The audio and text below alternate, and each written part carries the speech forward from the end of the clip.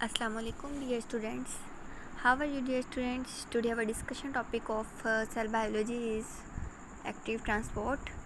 तो पिछले लेक्चर में मैंने आप लोग को पैसिव ट्रांसपोर्ट पढ़ाई थी और अब हम पढ़ेंगे एक्टिव ट्रांसपोर्ट। तो एक्टिव ट्रांसपोर्ट का मैंने पहले थोड़ा सा इंट्रो आप लोग को दे दिया था, कंसेप्ट दे दिया था डिफरेंस के तौर पर। तो अब मैं आप दोबारा दे देती हूँ कि एक्टिव ट्रांसपोर्ट में हमें सेल को एनर्जी यूज़ करना पड़ती है, रिक्वायर करना पड़ती है, ठीक है, क्योंकि जो मूवमेंट होनी होती है मॉलिक्यूल्स की, वो लो टू हाई होनी होती है, हाई टू लो नहीं होनी होती।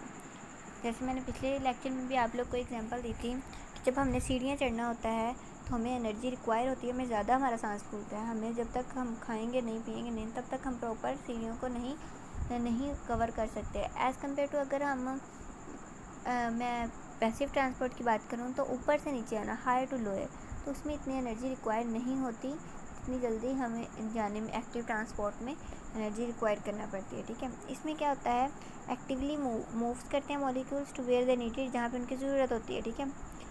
इसमें मूवमेंट होती है मॉलिक्यूल्स की एरिया ऑफ लोअर कंसनट्रेशन से एरिया हायर कंसनट्रेशन की। इसकी 3 टाइप्स हैं। सबसे पहले हम बात कर लेते हैं प्रोटीन पम्प की। प्रोटीन पम्प्स में क्या होता है, ये ट्रांसपोर्ट प्रोटीन जो होती है ये एनर्जी देती है ताकि हम काम कर सकें, टू डू वर्क। एग्जांपल क्या है, सोडियम पोटाशियम पम्प जो है वो नर्व रिस्पॉन्सेज में यूज़ होता है। इधर देखें साइड पे, ये आप लोग को एक protein changing shape to move molecule this energy required, ये आप लोग को नज़र आ रहा होगा कि मॉलिक्यूल्स ने अपनी शेप चेंज की है, जगह चेंज करनी है, तो इनको एनर्जी रिक्वायर करना पड़ेगी। ये सोडियम आयन येलो कलर के हैं, फिर रेड जो है वो मॉलिक्यूल अमाइनो एसिड्स के हैं। ये एक्स्ट्रा सेलुलर स्पेसिस जो है इन मॉलिक्यूल्स के दरमियान प्रेजेंट है, इनसाइड द सेल है, तो बाहर से इनसाइड द सेल आना है या इनसाइड से बाहर जाना है तो प्रोटीन पंप यूज़ करना पड़ेगा। उसके बाद हमारे पास आ जाती है दूसरी टाइप में एंडोसाइटोसिस आ जाता है। एंडोसाइटोसिस होता है टेकिंग बल्क की मटेरियल इनटू सेल, बल्क वाला मटेरियल, भारी बल्क की मटेरियल हमें सेल के अंदर लेके जाना है, तो हमें एनर्जी क्या करनी पड़ेगी, यूटिलाइज करनी पड़ेगी। सेल मेम्ब्रेन जो है अपने अंदर इनफोल्डिंग बना लेगी, अपने अंदर मेम्ब्रेन को इन्विजिनेट कर देगी फूड पार्टिकल के अराउंड, जैसे सेल ईटिंग, ठीक है। ये एज अ फूड वैक्यूल के तौर पर बन जाएगा और डाइजेस्ट कर लेगा। This is how white cells eat bacteria, ठीक है। ये आप लोग का साइड पे नज़र है एंडोसाइटोसिस। जब फूड पार्टिकल आया, इसकी मेम्ब्रेन ने क्या किया, अंदर से इन्विजिनेशन बना, फोल्डिंग बनानी शुरू कर दी। फोल्डिंग बनी तो वो फूड वैक्यूल जो है अंदर शिफ्ट हो गया, ठीक है। लाइक ये बनी हुई है इनफोल्डिंग, ऐसे शिफ्ट होता है फूड वैक्यूल। उसके बाद एक्सोसाइटोसिस में क्या होता है कि जो फोर्सेस होती हैं material out of the cell in bulk, ठीक है, बाहर निकलनी होती है। जब बाहर निकलनी है तो क्या होगा, membrane surrounding the material, surrounding से मटेरियल क्या होगा, फ्यूज़ किया जाएगा सेल मेम्ब्रेन में। सेल जो है वो अपनी शेप भी चेंज कर लेगा और एनर्जी भी उसको रिक्वायर होगी।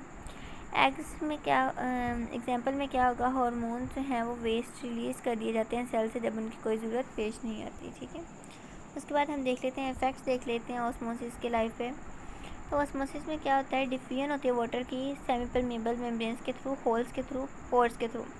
वाटर जो है वो is so small and there is so much of it cell can not control its movement, that's the cell membrane, ठीक है। उसके बाद हाइपोटोनिक सोल्यूशन की बात कर लेते हैं। इसमें ये ऑस्मोसिस के आगे टाइप्स हैं, ठीक है। हाइपोटोनिक में क्या होता है, सोल्यूशन जो होता है उसमें लोअर कंसनट्रेशन होती है सोल्यूट की, और वाटर की क्या होती है, हायर कंसनट्रेशन की होती है, ठीक है। सेल की लोअर सोल्यूट होता है और हायर वाटर होता है, ये आप लोग देख लेंगे। हाइपो का मतलब क्या होता है, हाई वाटर, ठीक है।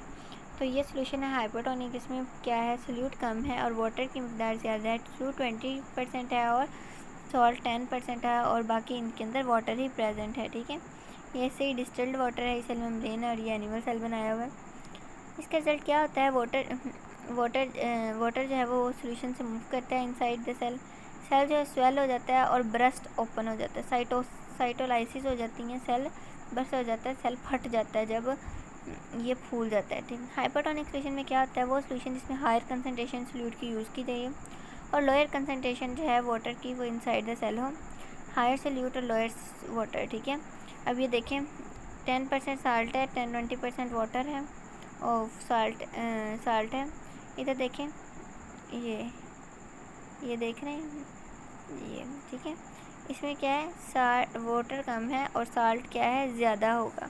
इस सोल्यूशन को हम कहेंगे हाइपरटोनिक। इसमें क्या होता है, रिजल्ट क्या होता है इसका, कि वाटर मॉलिक्यूल मूव करता है inside the cell into solution. Cell जो है वो श्रिंक हो जाता है, सेल सूख कर जाता है, प्लाज्मोलाइसिस हो जाती है, श्रिंकिंग ऑफ सेल हो जाती है, ठीक है।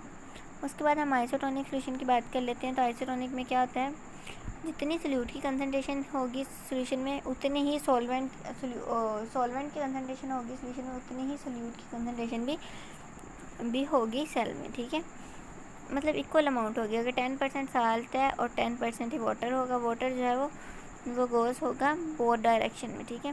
रिज़ल्ट क्या होता है, वाटर जो है वो इक्वली मूव करता है हर डायरेक्शन में, और सेल जो है वो रिमेन सेम रहता है, उसका साइज सेम रहता है, ठीक है। उसके बाद है what type of solution on the cells on the cells. ये एनिमल सेल है, ये रेड ब्लड सेल है, ये प्लांट सेल है, ये हाइपरटोनिक सोल्यूशन है।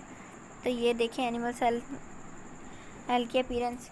उसके बाद आइसोटोनिक सोल्यूशन के देख लें बी पिक पे, तो ये प्लांट सेल और ये एनिमल सेल है। उसके बाद हाइपोटोनिक को देख लें तो वही है। ऑर्गेनिज्म क्या है, ऑस्मोटिक प्रेशर से डील कैसे करते हैं, तो बेसिकली ये इधर बताया गया है कि बैक्टीरिया और जो प्लांट होते हैं उनके पास सेल वॉल होती है जो प्रिवेंट करती है ओवर एक्सपैंड होने से, फैलाने से, ठीक है।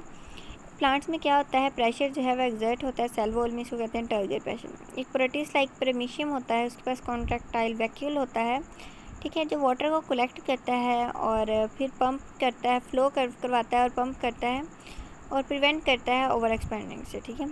अब सॉल्ट वाटर फिश पंप क्या करता है, उसके पास स्पेशलाइज्ड स्ट्रक्चर होता है गिल्स का, द फॉर्म ऑफ गिल्स। ये डिहाइड्रेशन से हमें बचाता है, ठीक है, कि वाटर की कमी से, वाटर की एफिशिएंसी से। एनिमल सेल में क्या होता है कि ये बात करता है, हमारे ब्लड को बात करता है। किडनी जो है वो हमारे ब्लड आइसोटोनिक को मेंटेन करती हैं, एक्स्ट्रा वाटर और साल्ट को रिमूव करती है। तो यहाँ तक था हमारा, ये हमने आज पढ़ा है एक्टिव ट्रांसपोर्ट और साथ ऑस्मोसिस को हमने स्टडी किया है। So thank you very much. अल्लाह हाफिज़। अल्लाह आप सबको ईमान में रखें। अगर आपका कोई क्वेश्चन है you can ask me in comment, I will answer as soon as possible.